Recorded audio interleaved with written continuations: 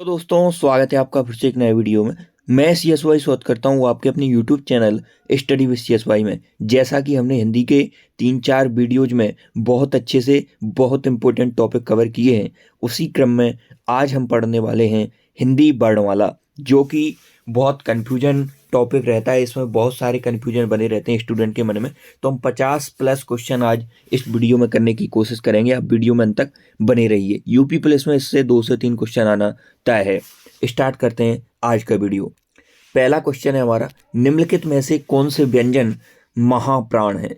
महाप्राण की बात कर रहे हैं तो इसमें से सा सा हा यह ऊष्म व्यंजन महाप्राण होते हैं, यह ऊष्म व्यंजन होते हैं।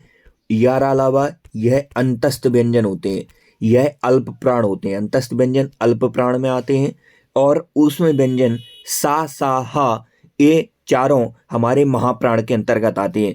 महाप्राण की और बात कर लें तो प्रत्येक वर्ग का दूसरा और चौथा वर्ण होता है वो महाप्राण होता है, और ऊष्मीय वर्ण भी महाप्राण होते हैं। इसके बाद हम बात करने वाले नेक्स्ट क्वेश्चन की, या का उच्चारण स्थान है। या कहाँ से उच्चारित होता है? बहुत क्वेश्चन पूछे जाते हैं यहाँ से। तो तालु से उच्चारित होता है हमारा या। इसके बाद हम बात करने वाले नेक्स्ट क्वेश्चन की, काकल्य वर्ण कौन सा है? काकल्य वर्ण कौन सा है? काकल्य वर्ण है हमारा हा। काकल्य वर्ण में से कौन सा है? तो वो है हा। नेक्स्ट हम बात करने वाले हैं रा का विवरण है। रा क्या होता है? फुल डिटेल हमें रा के बारे में बताना है। तो वस्त्र, लुंठित और सघोष अल्प प्राण व्यंजन होता है हमारा रा। अल्प प्राण हमने पढ़ा है, अंतस्थ जो हमारे वर्ण होते हैं वो अल्प प्राण होते हैं। या रा लावा ये चारों अंतस्थ व्यंजन है जो कि हमारे क्या होते हैं? अल्प प्राण में काउंट होते हैं। तो यहाँ पे महाप्राण दिया, ये नहीं होगा। ऑप्शन सी और डी तो हम अल्प प्राण से ही हटा सकते थे। उसके बाद सघोष की बात कर लें तो प्रत्येक वर्ग का तीसरा चौथा पांचवा वर्ण सघोष होता है, और सा सा हा में से जो ऊष्मी व्यंजन उनका हा भी सघोष होता है, और यार अलावा अंतस्थ व्यंजन भी आपके सघोष होते हैं। तो इस प्रकार ऑप्शन नंबर ए सही हो जाएगा। इसके बाद हम बात करने वाले नेक्स्ट क्वेश्चन की, पांचवा, अंतस्थ और ऊष्म वर्ण कितने हैं? अंतस्थ और ऊष्म वर्ण कितने हैं? तो 4 अंतस्थ वर्ण होते हैं और 4 ऊष्म वर्ण होते हैं। ऊष्म वर्ण कौन कौन से होते हैं चारों? तो उनके बारे में हम रिवाइज करने वाले हैं। सा और सा, ये तीनों प्रकार के सा और हा, ये चारों वर्ण आपके ऊष्म वर्ण होते हैं। अंतस्थ की बात कर लें तो या रा ला बा, ये 4 वर्ण आपके अंतस्थ होते हैं, और 4 मिलाकर 8। तो ऑप्शन नंबर सी के साथ 8 अंतस्थ और ऊष्म वर्ण कितने होते हैं? तो 8 होते हैं। जिनकी ध्वनि केवल मुख से निकलती है वे हैं। जिनकी ध्वनि केवल मुख से निकलती है उन्हें हम क्या कहते हैं? तो उन्हें कहते हैं हम निर्नासिक स्वर। निर्नासिक स्वर जिनकी ध्वनि केवल मुख से निकलती है। 7 नंबर क्वेश्चन, अर्धविवृत स्वर है, इसमें से अर्धविवृत स्वर कौन सा है? तो ए क्या है आपका? अर्धविवृत स्वर के अंतर्गत आता है। ए किसके अंतर्गत आता है? अर्धविवृत स्वर के अंतर्गत आता है। नेक्स्ट क्वेश्चन की हम बात करने वाले हैं, 8 नंबर क्वेश्चन, सभी स्पर्श व्यंजन कौन से वर्ग में हैं? सभी स्पर्श व्यंजन हमारे कौन से वर्ग में आते हैं? तो कचा टपा ये 4 प्रकार का जो 5 प्रकार के हमारे वर्ग होते हैं कचा टपा, उसमें सभी स्पर्श व्यंजन आते हैं। उस स्पर्श व्यंजन की संख्या कितनी होती है? तो 25 स्पर्श व्यंजन की संख्या होती है। 5 वर्ग होते हैं हमारे कचटतपा, ये 5 प्रकार वर्ग होते हैं। इसमें 5-5 वर्ण आते हैं, तो 25 स्पर्श व्यंजन होते हैं हमारे। तो ऑप्शन नंबर ए के साथ आप चले जाएंगे। 9 नंबर क्वेश्चन, दंतोष्ठ ध्वनि कौन सी है? बहुत इंपॉर्टेंट क्वेश्चन है, कई बार पूछा गया है। दंतोष्ठ ध्वनि कौन सी है? जो दंत प्लस ओष्ठ, दंतोष्ठ का मतलब है जो दांत और ओष्ठ दोनों से उच्चारित होती है, वह ध्वनि है आपकी वह ऐसी ध्वनि है जो दंतोष्ठ ध्वनि के अंतर्गत आती है। 10 नंबर क्वेश्चन है हमारा, जब एक ध्वनि का द्वित्व हो जाए तब वह क्या कहलाता है? जब एक ध्वनि का द्वित्व हो जाए तो वह क्या कहलाता है? वह कहलाता है युग्मक ध्वनियाँ। क्या कहलाती हैं? युग्मक ध्वनियाँ। 11 नंबर क्वेश्चन, सभी महाप्राण वर्णों वाला वर्ग है। महाप्राण वर्णों वाला वर्ग कौन सा है? सभी महाप्राण वर्णों वाला वर्ग है खा चा ठा, क्योंकि महाप्राण होते क्या है, तो महाप्राण प्रत्येक वर्ग का दूसरा और चौथा वर्ण, प्रत्येक वर्ग का दूसरा और चौथा वर्ण हमारे महाप्राण में आते हैं। तो एक का खा ये दूसरा हो गया, चाचा ये भी दूसरा हो गया, टाठा ये भी दूसरा। तो प्रत्येक वर्ग का दूसरा और चौथा वर्ण क्या होता है, हमारा महाप्राण के अंतर्गत आता है। दूसरा और चौथा वर्ण महाप्राण के अंतर्गत आता है। और ऊष्मीय व्यंजन सा और हा ये भी हमारे महाप्राण होते हैं। आप वीडियो में अंतर बने रहिए, आपको यहाँ से बहुत ही मदद मिलने वाली है। आपको वर्णमाला का एक भी क्वेश्चन आपका गलत नहीं होगा यदि आपने यह क्लास पूरी अच्छी तरीके से कवर कर ली तो। कंठ तालव्य कौन सा है, कंठ प्लस तालव्य, कंठ और तालु की सहायता से बोले जाने वाला वर्ण कौन सा है, तो ए दे तो कंठ तालव्य, मतलब ए और ए ये दोनों क्या होते हैं, कंठ तालव्य होते हैं। नेक्स्ट हम बात करने वाले हैं स्पर्श व्यंजन कंठ ध्वनि अघोष और महाप्राण ध्वनि कौन सी है। पहली कंडीशन के स्पर्श व्यंजन होना चाहिए, कंठ ध्वनि होने चाहिए, अघोष और महाप्राण। ये 4 क्वेश्चन हमसे 1 2 3 4 क्वेश्चन एक ही क्वेश्चन में पूछ लिए गए इनडायरेक्ट रूप से। तो इसमें हमारा खा, क्योंकि हमने पढ़ा है कि का वर्ग होता है कंठ ध्वनि, का वर्ग का ध्वनि कौन सी होती है, तो कंठ ध्वनि का वर्ग की होती है। और अघोष क्या होते हैं, अघोष और सघोष। तो अघोष प्रत्येक वर्ग का पहला और दूसरा वर्ण अघोष होता है, प्रत्येक वर्ग का पहला और दूसरा वर्ण क्या होता है, अघोष होता है। तो इसमें का तो होगा नहीं, क्योंकि प्रत्येक वर्ग का दूसरा होता है, गा भी नहीं होगा ना घा होगा, प्रत्येक वर्ग का पहला और दूसरा, तो दूसरा तो आपका खा है, तो खा क्या हो गया, अघोष हो गया। और महाप्राण क्या होता है, महाप्राण कौन कौन से होते हैं, महाप्राण हमने अभी रिवाइज किया, वीडियो अंत तक बने रहिए, हाँ आपको बहुत सारी चीजें याद हो जाएंगी वीडियो देखते देखते। महाप्राण तो प्रत्येक वर्ग का दूसरा और चौथा वर्ण क्या होता है, महाप्राण होता है। और ऊष्मीय वर्ण सा हा ये भी आपके महाप्राण के अंतर्गत आते हैं।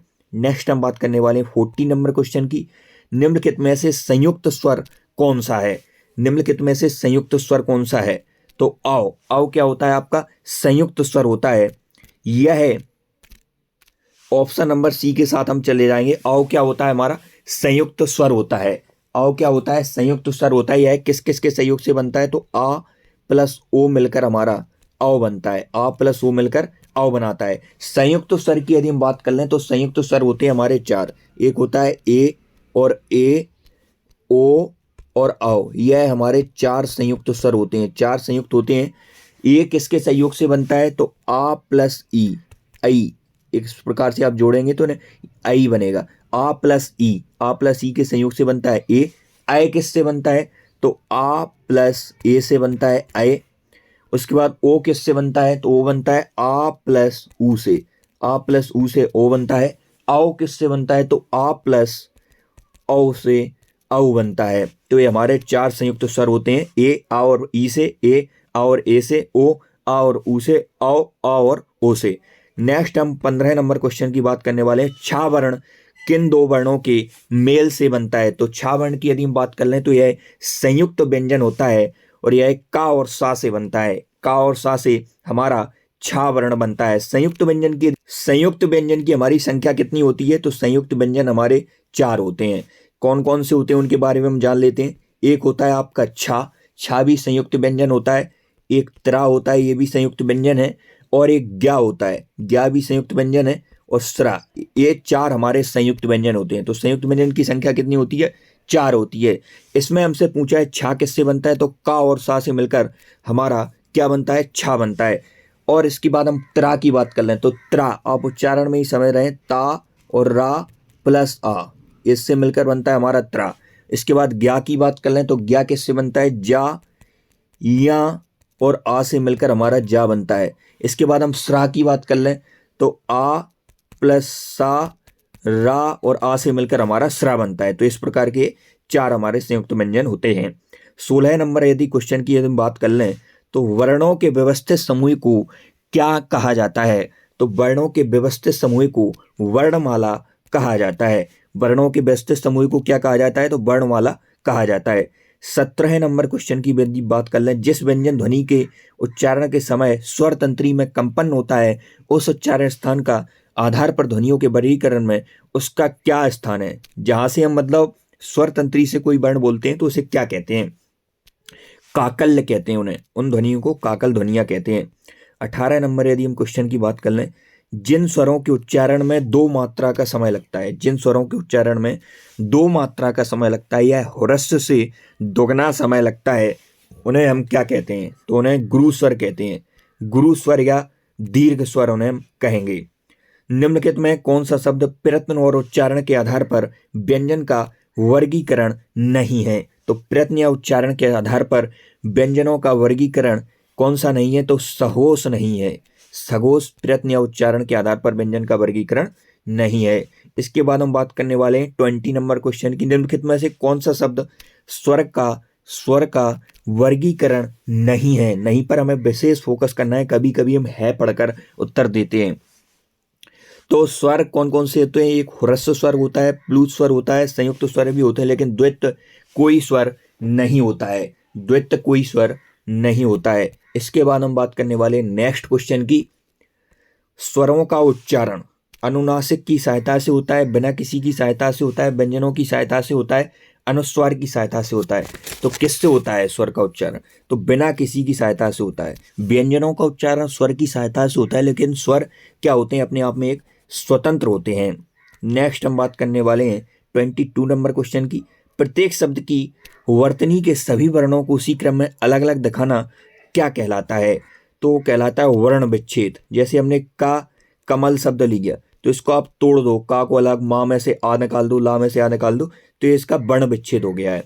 नेक्स्ट हम बात करने वाले हैं स्वर तंत्रियों के आधार पर व्यंजनों को कितने वर्गों में बांटा गया है? तो स्वर तंत्री के आधार पर व्यंजनों को कितने वर्गों में बांटा गया है? 2 वर्गों में बांटा गया है स्वर तंत्री के आधार पर। नेक्स्ट हम बात करने वाले हैं 24 नंबर क्वेश्चन की, जिन ध्वनियों की गणना न स्वर में की जाती है न व्यंजन में, जिन ध्वनियों की गणना न स्वर में होती है न व्यंजन में, उससे हम क्या कहते हैं? तो उसे कहते हैं अयोगवाह। अयोगवाह वह वर्ण होते हैं जो न स्वर में काउंट होते हैं और न व्यंजन में होते हैं। अब अयोगवाह होते कौन कौन से वर्ण हैं उनके बारे में। अयोगवाह की संख्या 2 होती है। एक होता है आपका अनुस्वार, एक अनुस्वार होता है अयोगवाह, और एक होता है विसर्ग। विसर्ग और अनुस्वार, विसर्ग में आएगा आहा और अंग, यह आएगा अनुस्वार में। यह 2 आपके क्या होते हैं? अयोगवाह होते हैं। किस व्यंजन का उच्चारण स्थान तालव्य है? तो किस व्यंजन का उच्चारण स्थान तालव्य होता है? इनमें से आपको बताना है। तो झा का उच्चारण स्थान तालव्य होता है। तालव्य कौन कौन सा होता है? तो ई और ई, यह दोनों तालव्य में काउंट होते हैं। चा वर्ग के जितने भी वर्ण हैं वो तालव्य होते हैं।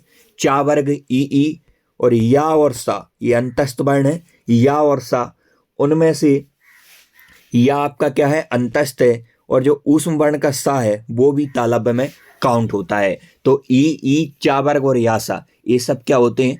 तालव्य होते हैं। नेक्स्ट हम बात करने वाले हैं अगले क्वेश्चन की, 26 नंबर क्वेश्चन, निम्नलिखित में से कौन सी देवनागरी की वर्ण ध्वनि नहीं है? देवनागरी की वर्ण ध्वनि इनमें से कौन सी नहीं है? तो इसकी यदि हम बात कर लें तो ग्रीवा ध्वनि, कंठ ध्वनि भी है, दंतोष्ठ भी है, मूर्धा भी है, लेकिन ग्रीवा किसी प्रकार की ध्वनि नहीं होती है। 27 नंबर क्वेश्चन, ला और सा का उच्चारण किस स्थान से होता है? ला और सा का उच्चारण स्थान पूछा है हमसे, तो ला और सा का उच्चारण स्थान क्या होता है? तो दंत होता है। दंत ध्वनियां हैं ला और सा। तावर्ग पूरा किस में आता है आपका? यह आपका दंत में आता है। तावर्ग, ला और सा, ये दोनों भी आपके किस में आते हैं? दंत में आते हैं। तो दंत ध्वनियां कौन कौन सी हो गई हमारी? तावर्ग, ला और सा, यह क्या हो गई आपकी? दंत ध्वनियां। कंठ की यदि हम बात कर लें तो कंठ में का वर्ग आता है, का वर्ग, और अनुस्वार आता है, अनुस्वार नहीं सॉरी विसर्ग आता है इसमें। कंठ में विसर्ग और का वर्ग, आ और आ, ये सब होती है हमारी कंठ ध्वनियां। इसके बाद हम बात करने वाले हैं ओष्ठ ध्वनियां कौन कौन सी होती हैं। ओष्ठ ध्वनि की यदि हम बात कर लें तो पा वर्ग आपका ओष्ठ ध्वनि में आएगा, पा वर्ग के बाद आपका ओष्ठ में क्या आता है? ऊ और बड़ा ऊ, ये दोनों क्या होते हैं आपके? यह भी आपके ओष्ठ होते हैं। नेक्स्ट हम बात करने वाले हैं 28 नंबर क्वेश्चन की, निम्नलिखित में से कौन सा वर्ण घोष वर्ण है? घोष या सघोष एक ही बात होती है। तो प्रत्येक वर्ग का तीसरा, चौथा, पांचवा, यह आपका घोष वर्ण होता है। प्रत्येक वर्ग का कौन सा वर्ण? तीसरा, चौथा, पांचवा, यह सघोष होता है। और ऊष्म व्यंजन में हा, यह भी आपका सघोष होता है। और पूरे स्वर होते हैं जो 11 है, वह भी आपके सघोष में आते हैं। और अंतस्थ व्यंजन या रा ला वा, यह भी आपके सघोष होते हैं। तो 5 दिए 15, 15 और 4 19, 19 और 1 20 और 31, टोटल घोष वर्ण या सघोष वर्ण की संख्या होती है 31। कुल कितने होते हैं? 31। हमसे घोष वर्ण पूछा है तो प्रत्येक वर्ग का तीसरा, चौथा, पांचवा, पहला तो होगा नहीं, तीसरा, चौथा, पांचवा, दूसरा भी नहीं होगा, पहला भी नहीं। तो ऑप्शन नंबर ए के साथ आप चले जाएंगे। 28 का हो जाएगा ऑप्शन नंबर 1। घोष वर्ण कौन कौन से होते हैं सघोष? तो टोटल 31 होते हैं। तीसरा, चौथा, पांचवा यह घोष वर्ण होता है। और उस व्यंजन में हा भी आपका घोष होता है। पूरे स्वर 11 आपके घोष होते हैं। यार अलावा यह भी क्या होते हैं? सघोष होते हैं। 29 नंबर, निम्नलिखित में अनुनासिक वर्ण कौन सा है? तो निम्नलिखित में से अनुनासिक वर्ण है आपका माँ। माँ क्या होता है? आपका अनुनासिक वर्ण होता है। नेक्स्ट हम बात करने वाले हैं अगले क्वेश्चन की। 30, निम्न में दंत वर्ण कौन सा है? तो दंत ध्वनियां कौन कौन सी हैं? तो दंत है आपका तावर्ग। पूरा तावर्ग आपका किस में आता है? दंत में आता है। तावर्ग दंत में आता है। ला और सा, यह दंत ध्वनियां होती हैं। दंत ध्वनियां तावर्ग, ला और सा, यह क्या होती हैं? आपकी दंत ध्वनियां होती हैं। तो इनमें से देख लो तो सा दिया है, ऑप्शन नंबर बी के साथ आप चले जाएंगे। नेक्स्ट हम बात करने वाले हैं 31 नंबर क्वेश्चन की। भाषा की सार्थक लघुत्तम इकाई किसे माना जाता है? तो भाषा की सार्थक लघुत्तम मतलब छोटी इकाई किसे माना जाता है? तो उसे कहते हैं शब्द को। शब्द को हम भाषा की सार्थक लघुत्तम इकाई मानते हैं। 32, हिंदी शब्दकोश में का बाद कौन सा व्यंजन दिखाई देता है? शब्दकोश से यहाँ पर क्वेश्चन पूछा गया है। तो का बाद कौन सा व्यंजन दिखाई देता है? तो का के बाद क्या आता है? तो छा आता है का के बाद। हिंदी शब्दकोश में का के बाद क्या आता है? छा आता है। जैसा हम सोचते हैं कि का खा ऐसा होगा, तो शब्दकोश का क्रम कुछ इस प्रकार का नहीं होता है। का के बाद क्या आता है? यहाँ पे छा आता है। का के बाद छा आएगा, छा के बाद खा आता है, फिर गहा, फिर घा, फिर या, फिर चा छा झा, इस प्रकार आएगा। नेक्स्ट हम बात करने वाले हैं 33, स्वर ए और ए का उच्चारण स्थान क्या होता है? तो ए दे तो, मैंने थोड़ी देर पहले आपको बताया है कि ए दे तो क्या होता है? कंठ तालव्य। तो ए और ए क्या होते हैं? आपके कंठ तालव्य होते हैं। ए और ए दोनों होंगे, यहाँ पर एक मात्रा आएगी। ए और ए क्या होंगे? आपके कंठ तालव्य होंगे। 34, वर्णमाला में स्पर्श व्यंजनों की संख्या कितनी होती है? तो 25 होती है। कितनी होती है? 5 वर्ग होते हैं, प्रत्येक वर्ग में 5 ही वर्ण होते हैं, तो 5 25 वर्णमाला में आपके स्पर्श व्यंजन होते हैं।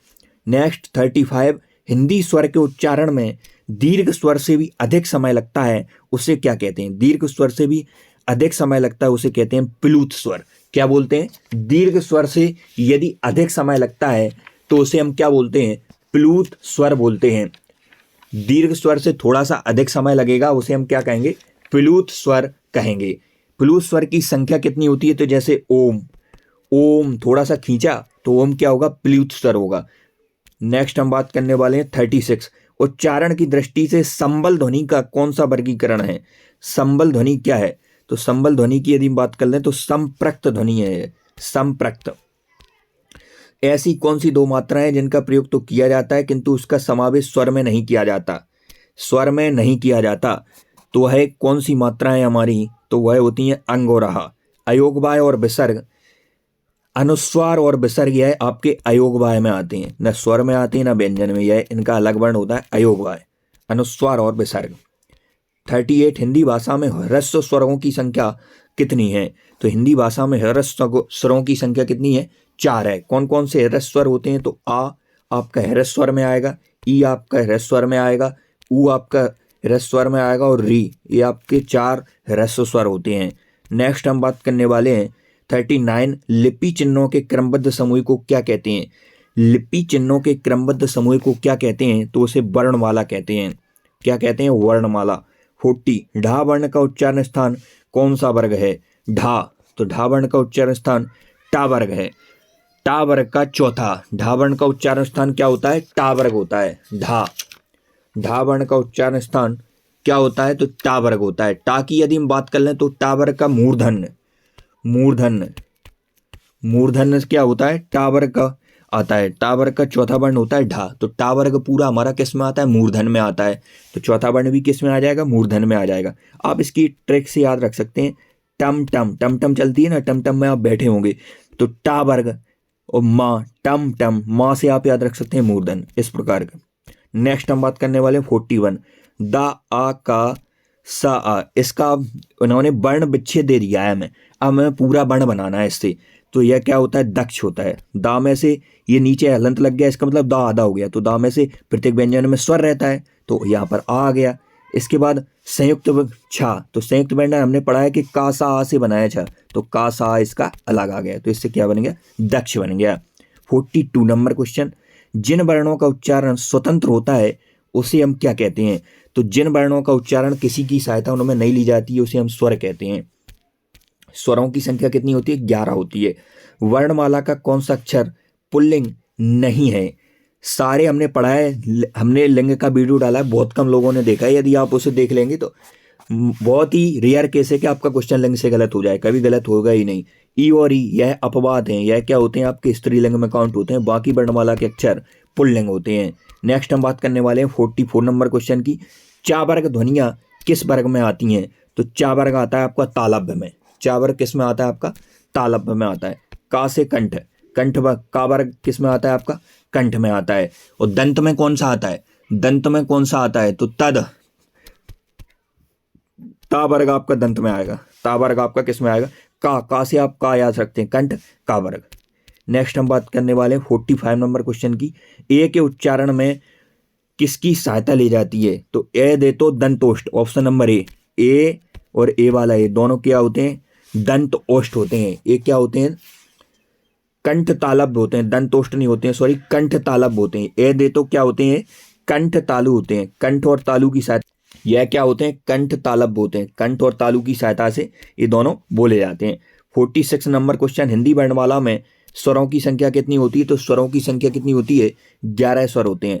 नेक्स्ट 47, उच्चारण की दृष्टि से हुआ क्या है, तो यह दंतोष्ठ होता है, हुआ आपका दंत और ओष्ठ दोनों से मिलकर बोला जाता है, तो हुआ होता है आपका दंतोष्ठ। नेक्स्ट हम बात करने वाले हैं 48, या किस प्रकार की ध्वनि है, या किस प्रकार की ध्वनि है, या किस प्रकार की ध्वनि है, तो यह होती है आपकी तालव्य ध्वनि। तालव्य ध्वनि होती कौन कौन सी हैं, तो आपका चा वर्ग, चा वर्ग पूरा आपका तालव्य में आता है, चा वर्ग किस में आता है, तालव्य में आता है। चा वर्ग किस में आएगा, तालव्य में आएगा। या और सा, या और सा ये भी आपके तालव्य होते हैं, छोटी और बड़ी ये भी आपके तालव्य होते हैं। तो चा वर्ग, या सा और ई और ई ये आपके क्या होते हैं, तालव्य होते हैं। का वर्ग किस में आएगा, तो एक कंठ में आता है। दंत ओष्ठ, दंत और ओष्ठ से कौन से वर्ण बोले जाते हैं, तो हुआ आपका दंतोष्ठ होता है। कंठोष्ठ, कंठ और ओष्ठ से कौन से वर्ण बोले जाते हैं, तो ओ और आओ ये दोनों आपके क्या होते हैं, कंठ ओष्ठ होते हैं। नेक्स्ट हम बात करने वाले हैं 49, एक ही ध्वनि का द्वित हो जाने पर वह क्या कहलाती है, एक ही ध्वनि का द्वित मतलब दो बार उच्चारण होने जाने पर वह क्या कहलाती है, तो युग्मक ध्वनि कहलाती है, वह क्या कहलाती है, युग्मक ध्वनि कहलाती है। नेक्स्ट हम बात करने वाले हैं 50 क्वेश्चन, हमने लगभग अभी 30 मिनट भी नहीं हुए 50 क्वेश्चन कवर कर लिए हैं। आप यदि वीडियो में अंत तक बने हैं तो आपको बहुत सारे डाउट क्लियर हो गए होंगे, और यहीं से एक क्वेश्चन आपके एग्जाम में डायरेक्ट पूछा जाएगा इसी क्लास से। ओष्ठ, स्पर्श व्यंजन, अल्प प्राण और अघोष वर्ण कौन सा है, तो हमने अभी पढ़ा है कि अल्प प्राण कौन कौन होते हैं। अल्प प्राण होता है प्रत्येक वर्ग का पहला, तीसरा, पांचवा, यह अल्प प्राण होते हैं। और सारे स्वर भी आपके क्या होते हैं, अल्प प्राण होते हैं। अल्प प्राण की हम बात कर रहे हैं, पहला, तीसरा, पांचवा ये अल्प प्राण होते हैं। सारे स्वर भी अल्प प्राण होते हैं। अंतस्थ, या, रा, ला, वा ये भी आपके अल्प प्राण होते हैं। तो इसमें से यदि हम पहले की बात कर लें, पहला कौन सा है, तो पा इसमें पहला आपको दिख रहा है। पा के पास हम चले जाएंगे, क्योंकि ता, था, दा, या, रा, ला, वा ये होते हैं अल्प प्राण। लेकिन इसमें स्पर्श व्यंजन भी पूछा है और अघोष भी पूछा है। तो अघोष क्या होते हैं आपके, अघोष क्या होते हैं, अघोष होता है आपका पहला और दूसरा। तो इसमें ता, था, दा ये तो तीसरा हो गया, ये भी नहीं होगा। ता, था, दा, धा ये भी नहीं होगा। पा, फा, अब इसमें अघोष और कौन से होते हैं, सा, सा, तीनों सा ये भी आपके अघोष में आते हैं, पहला, दूसरा, सा। तो और इसके बाद स्पर्श व्यंजन ओष्ठ, ओष्ठ से पा वर्ग आता है। पा वर्ग किस में आता है, ओष्ठ में आता है। तो ऑप्शन नंबर ए के साथ आप चले जाएंगे। यहाँ को हो जाएगी आपकी स्पर्श व्यंजन, अल्प प्राण और अघोष वर्ण। तो अल्प प्राण होते हैं पहला, तीसरा, पांचवा, पहला, तीसरा, पांचवा। तो फा भी नहीं होगा क्योंकि ये तो दूसरा होता है, पहला, तीसरे, पांचवे में आया ही नहीं है। तो यार अलावा और सारे स्वर आपके क्या होते हैं, अल्प प्राण होते हैं। और अघोष होता है पहला और दूसरा वर्ण, सा, तीनों सा। इसके बाद हम बात करने वाले हैं 51 नंबर क्वेश्चन की। लुंठित ध्वनि है, तो लुंठित ध्वनि कौन सी होती है, तो रा क्या होती है आपकी, एक प्रकार की लुंठित ध्वनि होती है। नेक्स्ट हम बात करने वाले 52 नंबर क्वेश्चन की। निम्नलिखित व्यंजनों में से कौन से व्यंजन का उच्चारण तालु से होता है। तो हमने अभी पढ़ा है कि तालु से कौन कौन से आपके वर्ण बोले जाते हैं, तो चा वर्ग आपका पूरा किस में आता है, तालु में आता है। तो इसमें चा, छा, छा, चा वर्ग में क्या आता है, छा आता है। तो 52 का हो जाएगा सी।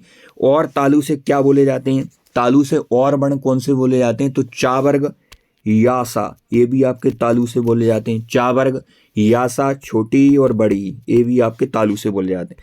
चा वर्ग, यासा, छोटी, बड़ी, ये क्या होते हैं आपके तालु से। का वर्ग किस में आता है, तो कंठ ध्वनियाँ कौन सी होती हैं, का वर्ग होती हैं। नेक्स्ट आज की क्लास का लास्ट क्वेश्चन, यदि आप फ्री ऑफ कॉस्ट पूरी पीडीएफ डाउनलोड करना चाहते हैं तो लिंक डिस्क्रिप्शन बॉक्स में है, ज्वाइन टेलीग्राम चैनल। निम्नलिखित में कौन सा वर्ण स्त्रीलिंग नहीं है। तो हमने अभी पढ़ा है कि ई और ई अपवाद हैं, यह आपके क्या होते हैं, स्त्रीलिंग होते हैं। और री भी आपका स्त्रीलिंग होता है, लेकिन सारे वर्णमाला के वन आपके पुल्लिंग होते हैं। तो ऑप्शन नंबर डी के साथ आप चले जाएंगे। सभी वर्णमाला के जो वर्ण हैं वह पुल्लिंग होते हैं। कौन से होते हैं, पुल्लिंग होते हैं। लेकिन ई और री को छोड़कर यह अपवाद है या स्त्रीलिंग में आते हैं। तो कैसा ही लगी पूरी, यदि आपने क्लास देखी है तो कैसी लगी क्लास, आप कमेंट में अपना रिस्पॉन्स जरूर दें। आज की वीडियो में इतना ही, मिलते नेक्स्ट वीडियो में, तब तक के लिए जय हिंद। चैनल को सब्सक्राइब कर जरूर रखें, यहाँ से आपको मदद मिलना तय है।